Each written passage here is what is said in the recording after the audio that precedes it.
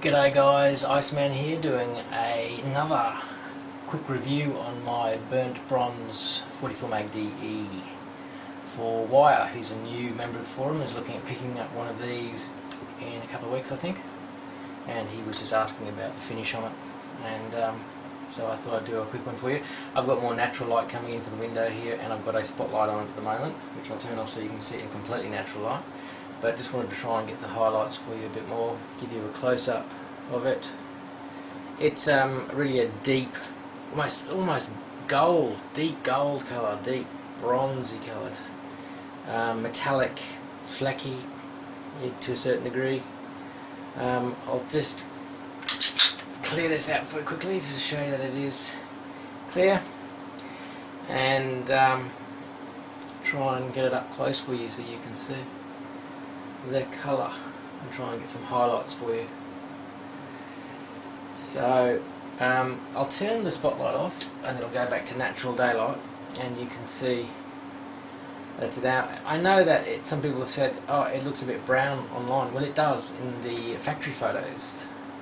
They almost look browny in colour, but it's not brown in my opinion anyway. It's a bronze. It's got a real sheen to it, like a sheen. So I'm just turning it around there to try and catch some highlights for you. I'll just drop the barrel out for you so you can have a look at a bit closer maybe. So I hope that's catching the light for you a bit there. There's a nice colour there. So you will get a little bit of wear and tear underneath here. All these do, they wear in different parts depending on where they slightly make contact with the slide. You can see mine's wearing off a bit there, the Cerakote, but that's pretty normal. I've been told by MRI technical support that it's expected to wear in certain spots. As long as it's not visible above, that's fine. You can see where you can see some wear marks just there, where once again the slide makes contact just above the gas port. While I've got this taken down, I thought I'd quickly just address the safety issue on this, because that was another topic brought up in one of the posts. When this safety is engaged, it blocks the firing pin and disengages the trigger bar. Now, trigger bar is here. You can see these two prongs. When you push the safe down, it pushes down on these two, like so, and disengages it from the sear. So that's a safety feature also. It's also an inertia firing pin, so it's like, as Tin Man has pointed out, so essentially it does not make contact past the bolt face when it's in battery with the hammer down. So we'll put this puppy back together again, which is always fun. Sometimes you get it first time, sometimes you don't. And she goes back into her guide slots down the bottom. You always check that. And then of course it's as simple as dropping her in, back in, done. She's ready to go. Now, I thought while I have this out, I'd show you another Desert Eagle. So there's my two Desert Eagles together. One's Israeli. The Israeli is the brushed chrome, and the MRI is the burnt bronze. I've moved my Vortex optic back over to my brushed chrome because that's what it was zeroed in originally, and I have some concerns possibly with it being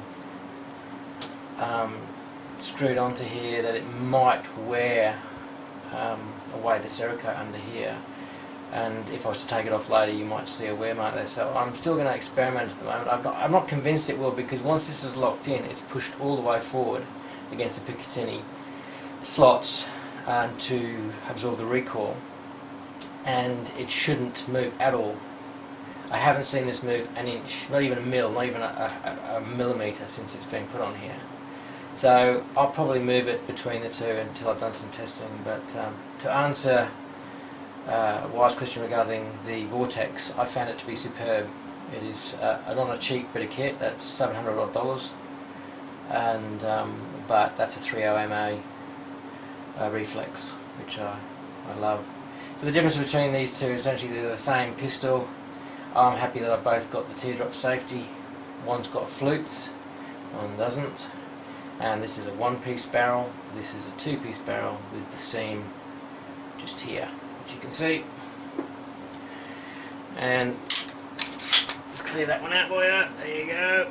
And you can see the seam there, you can see the line running around the barrel there where the two pieces are joined together, and our in-house resident tester, VIP, has had that in pieces, and if you watch his video you'll see how it's taken apart.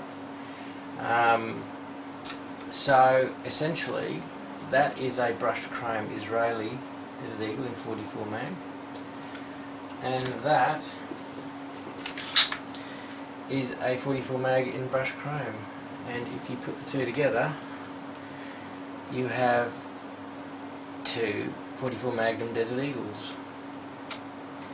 And worth in my country, this is about $6,000 worth of platforms. This one with the optic on it would be worth is about $3.5 to $3.7, and this was $2,200, so getting close up there near $6 grand, $5.5, $6 grand.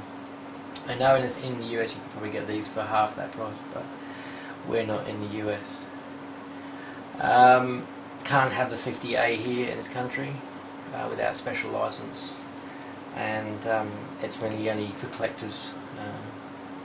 So you don't often see a 50A ever in this country, and even seeing these in this country is rare. You may see one of these a year if you're lucky. So whenever I'm down the range, everybody wants to come and have a watch because they're still classified as an iconic pistol, and people love to come and have a gawk because they're an impressive platform. So look, I hope that was of some use to you, Wyatt. I hope that I was able to capture the colour a bit better for you, and I hope you thoroughly enjoy yours when you get it, because it really is truly a unique colour, and I'm hoping they don't make too many of them. It is supposedly a limited run. So I do like the new one, the stainless with the integrated brake. I was thinking of getting one of these magna ported, but I've decided against it.